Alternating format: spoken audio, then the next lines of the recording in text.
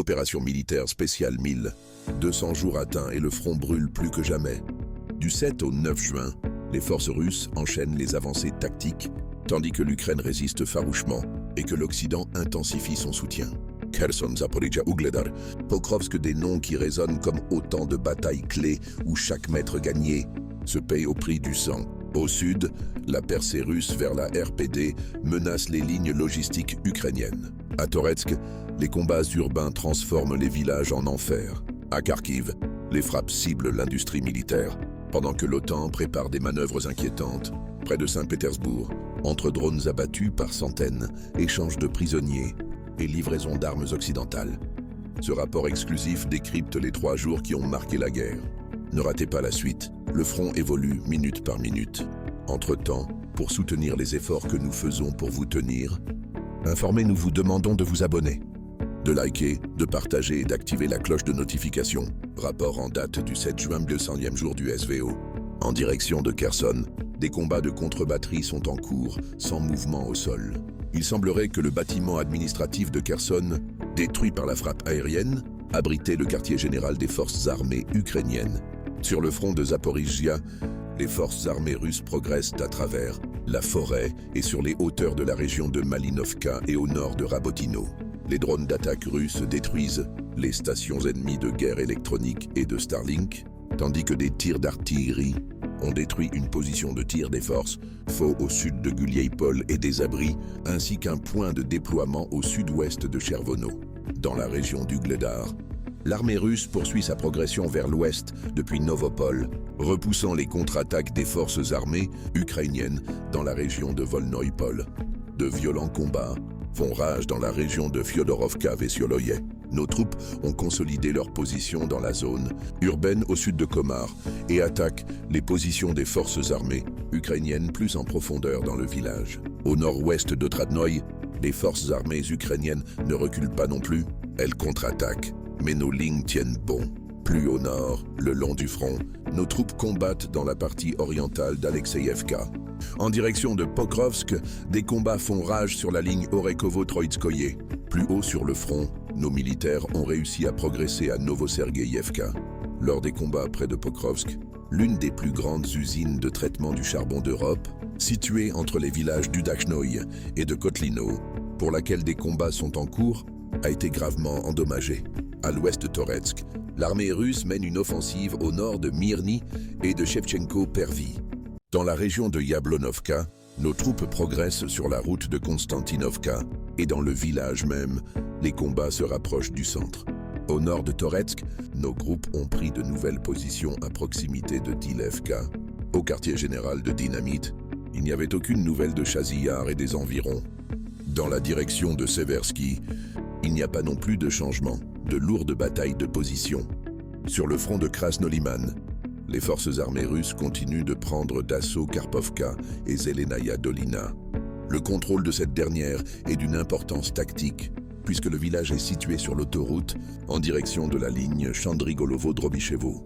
Sur le front de Kupiansk, les troupes russes progressent au nord de Dvurechnaya en direction de Dolgenke.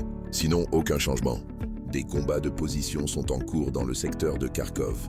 À Kharkov, nos forces ont attaqué l'usine Communard, qui produit des composants pour drones et stations de reconnaissance mobile. Une nouvelle frappe a été menée dans la soirée. Nous ne disposons pas encore d'informations sur les cibles. À la frontière avec l'oblast de Soumy, l'ennemi exerce une pression féroce sur le village de Tyotkino, situé à Koursk depuis plus d'1 mois, contrôlant la route Glushkovo-Tyotkino à l'aide de drones. Nos troupes tentent de tenir la ligne au prix de combats acharnés. L'ennemi déploie des moyens importants sur ce secteur.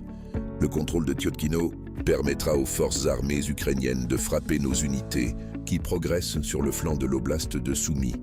Il semblerait que l'ennemi ait déployé un système de défense aérienne Patriot dans ce secteur pendant la nuit, abattant notre Su-35. Heureusement, le pilote a réussi à s'éjecter, progressant dans l'oblast de Soumy. Les forces armées russes se dirigent vers Krapovchtchina, au sud de Yablonovka, et également vers Koten. Les forces armées ukrainiennes affirment avoir franchi la frontière sur un nouveau secteur et être entrées à Sadki. Notre défense aérienne a abattu 311 drones en une journée et 4 véhicules. aériens sans pilote des forces armées ukrainiennes ont été détruits dans la mer Noire. Dans la nuit, les forces armées russes ont utilisé des Iskanders et des drones d'attaque pour frapper des installations impliquées dans la production, la réparation et la logistique d'équipements et d'armes des forces armées ukrainiennes.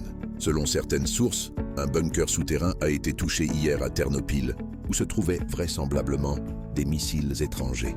Le Canada enverra du matériel et de l'équipement militaire d'une valeur de plus de 25 millions de dollars à l'Ukraine. Kiev recevra des véhicules blindés de transport de troupes, ainsi que des systèmes anti-brouillage de guerre électronique. La France a annoncé le lancement d'une production de drones en Ukraine. Voici en quoi ressemblait le 1200e jour du SVO. Rapport en date du 8 juin 1200e jour du SVO. Aucune nouvelle du front de Kherson. Les SFO bombardent les villages de notre rive gauche. Il y a des blessés et plus de 5000 personnes sont privées d'électricité.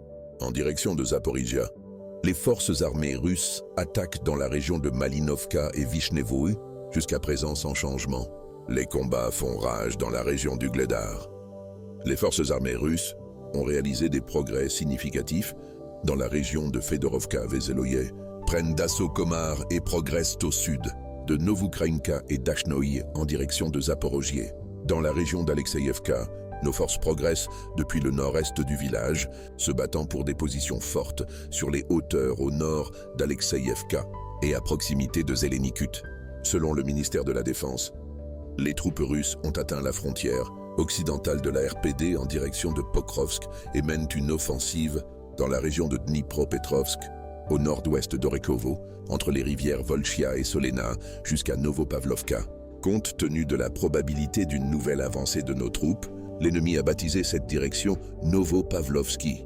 L'avancée potentielle de l'armée russe dans la région de Dnipropetrovsk risque de compromettre la logistique des faux sur l'ensemble du front sud. Parallèlement, nos Solntsepiok attaquent les positions des FAU à Novopavlovka et les unités russes se renforcent le long de la frontière. À l'ouest de Toretsk, des combats se déroulent au nord de Myrny et de Shevchenko. Pervi, nos forces ont réalisé des progrès significatifs au centre de Yablonovka, contre laquelle les forces armées ukrainiennes se retirent progressivement de Pleshcheyevka et d'Ivanopol pour éviter un nouveau chaudron. Le ministère de la Défense a annoncé la libération de Zaria, située à 15 km au sud de Konstantinovka. Ayant pris le contrôle de Zaria, l'armée russe aplanit le front, créant les conditions d'une offensive ultérieure sur Konstantinovka. Du flanc et du secteur de Toretsk, de Dileyevka libéré à Konstantinovka, il y a 8 km. À Chassov-Yar, nos combattants progressent fortement dans la partie centrale, ainsi qu'au nord, dans la zone des carrières, et au sud, dans la région de Stupochki. L'ennemi se prépare à se défendre après Tetino, à 3 km de Konstantinovka. Au nord, les troupes russes ont détruit un autre pont utilisé par l'ennemi pour son ravitaillement. Sinon, aucun changement. Dans la région de Krasnolimansky, les forces armées russes repoussent l'ennemi hors de la poche de Zelenaya Dolina. À Karpovka, nos forces ont pris le contrôle de la rive est du Nitrius.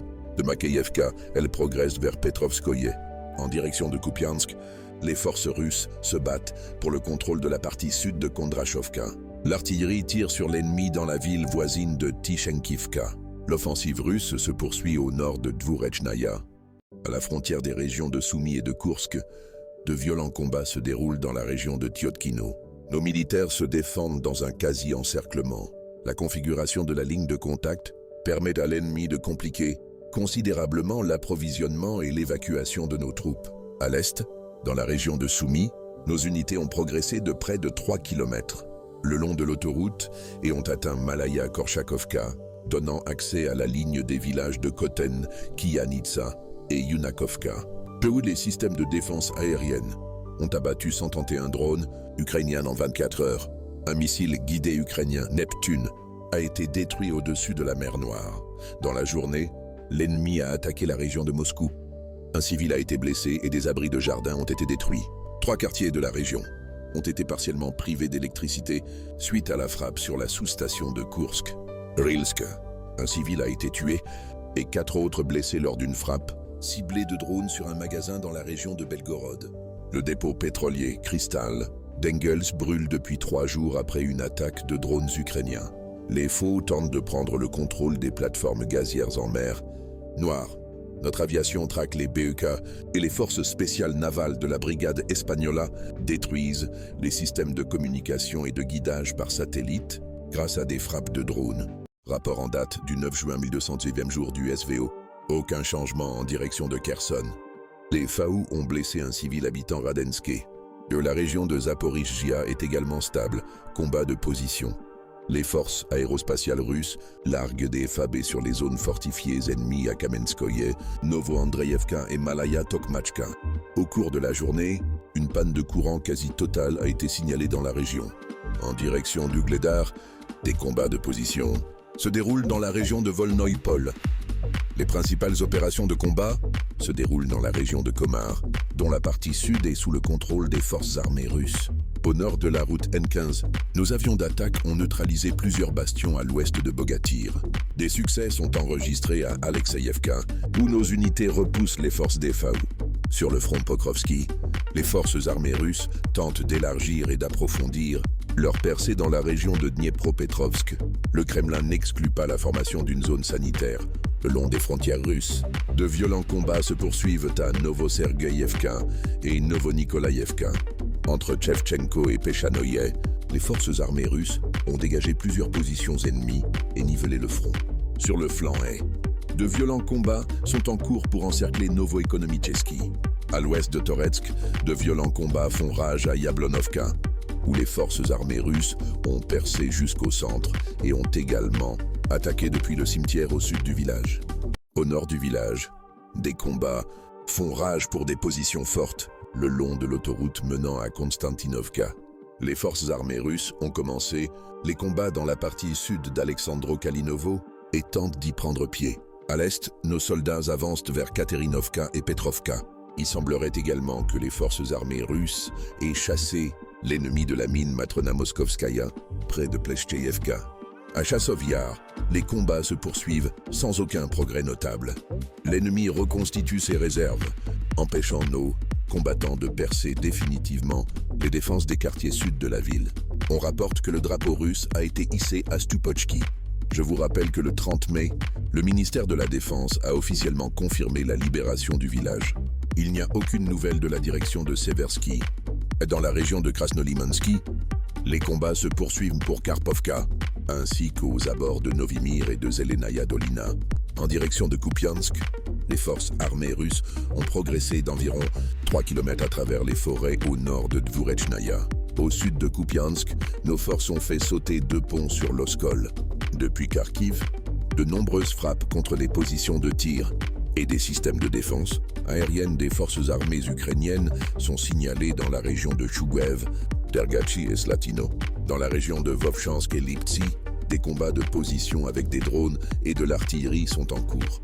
Dans le secteur de Soumy, l'ennemi poursuit sa progression. Dans la région de Tiotkino, et tente de contrôler les routes menant à ce village. Nos militaires tentent de tenir le front et ont également repoussé plusieurs attaques dans la région de Novi Put.